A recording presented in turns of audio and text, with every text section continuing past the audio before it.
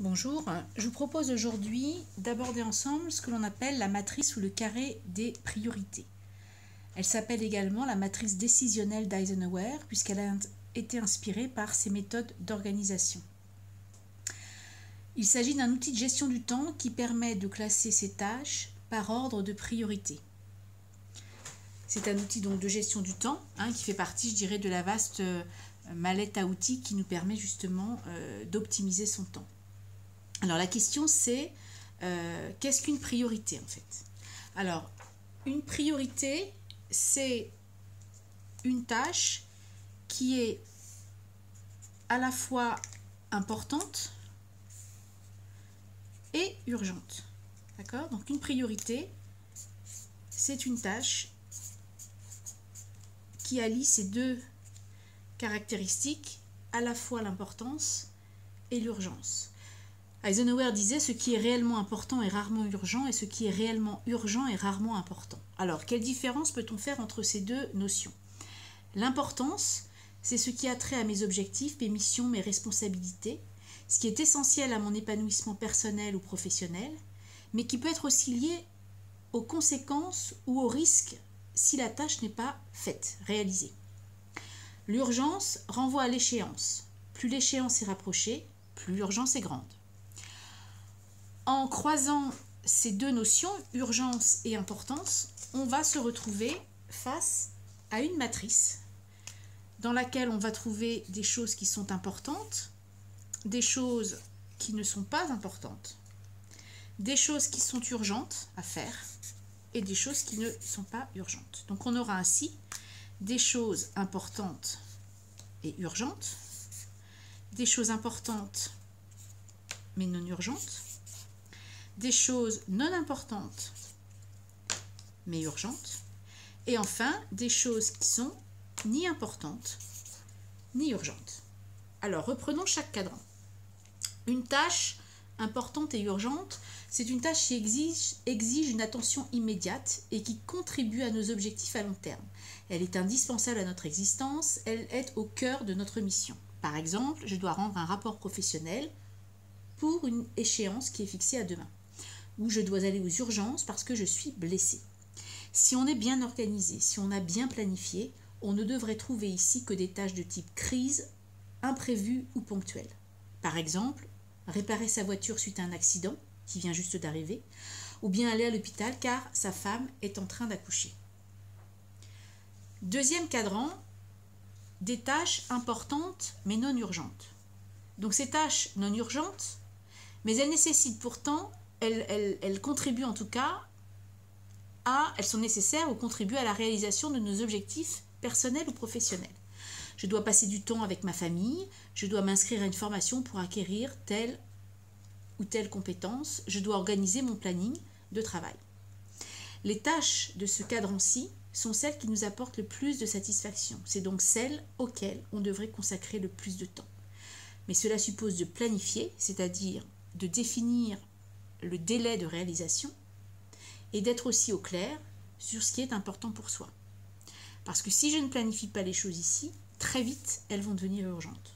Et puis si j'estime mal le degré d'importance, je vais me retrouver à faire des choses qui finalement ne sont pas centrales, essentielles pour moi.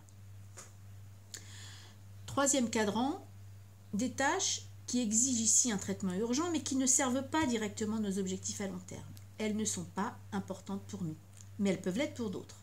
Ce sont les soucis, les aléas qui se présentent. Un collègue qui nous interrompt pour nous demander de l'aide, une réunion à laquelle on est invité, mais voilà, à laquelle on n'a pas forcément grand-chose à dire ou à apprendre. Ce sont des tâches qu'il est important d'expédier rapidement pour s'en débarrasser, ou éventuellement de déléguer à quelqu'un qui peut-être sera plus efficace. Attention à ne pas être trop gentil. Il est important ici de savoir dire non à ces tâches qui nous sont parfois confiées, mais qui ne sont pas, puisqu'elles ne sont pas importantes, au cœur de notre mission. C'est un cadran qui est piégeant pour les personnes aussi qui sont en manque de reconnaissance ou qui ont un fort besoin d'appartenance, parce que les tâches ici peuvent être gratifiantes. Aider quelqu'un peut permettre de recevoir des signes de reconnaissance positifs, sauf qu'en faisant ça, on s'éloigne de son cœur de mission, de ce qui est essentiel pour nous. Donc, méfiance ici, faire attention, être rigoureux et en tout cas s'affirmer, c'est quelque chose qui est important.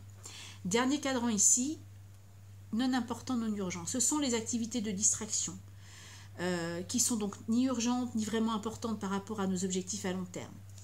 Mais c'est aussi tout le travail inutile qu'on peut être amené parfois à faire, la gestion des spams, le classement, voilà, qui est pas forcément nécessaire, mais qui est, voilà, qui fait pas forcément partie de notre cœur de métier. Mais c'est aussi, donc, comme je le disais, des activités de distraction, comme aller boire un verre avec des amis, faire les boutiques, par exemple. Donc ça, ce qui est important, c'est de se donner un temps limité pour ces tâches. Ça ne veut pas dire de pas consacrer du temps, mais en tout cas de le circonscrire, ce temps, et puis de le faire quand on a une disponibilité qui s'est dégagée. Et puis parfois, il faut savoir aussi, avec ces tâches, savoir renoncer, surtout quand ce sont des tâches professionnelles vraiment ni importantes ni urgentes pour soi, ou apprendre là encore à dire non. Alors, dans l'ordre, je dirais, dans lequel traiter ces différentes situations, on commencera bien sûr par celle-ci, puis ensuite celle-ci, celle-ci, et en dernier recours, en dernier ressort, si on a le temps, celle-ci. Donc maintenant, à vous de jouer, c'est-à-dire à vous, par exemple au niveau du travail, à regarder toutes les tâches que vous êtes amené à réaliser et à ranger ces tâches dans ces différents cadrans pour justement faire le point sur la répartition des tâches dans les différents cadrans et voir si effectivement vous traitez en priorité celle-ci, puis celle-ci, et éventuellement celle-ci ou celle-ci si vous avez du temps nécessaire. Et puis peut-être, si vous pensez que vous passez beaucoup trop de temps ici, peut-être au détriment d'ailleurs des tâches qui sont ici, voir comment vous pouvez travailler aussi l'affirmation de soi pour, comme je le disais, apprendre à dire non, apprendre à déléguer, et puis apprendre aussi à savoir éventuellement ne pas recevoir de signes de reconnaissance pour pouvoir aussi, je dirais, être, on pourrait dire un petit peu égoïste, mais en tout cas, ne pas trop se disperser en voulant faire toujours plaisir aux autres. Si vous souhaitez aller plus loin, vous pouvez, si vous le voulez, lire le petit livre pour ne plus perdre son temps que j'ai écrit il y a quelques mois. Et vous pouvez aussi me retrouver et retrouver tous les services que je propose aux particuliers et aux entreprises. Je propose d'ailleurs des formations à la gestion du temps si ça vous intéresse. Et donc mon site est mariettestrup.com. Je vous souhaite à tous une excellente journée. Au revoir.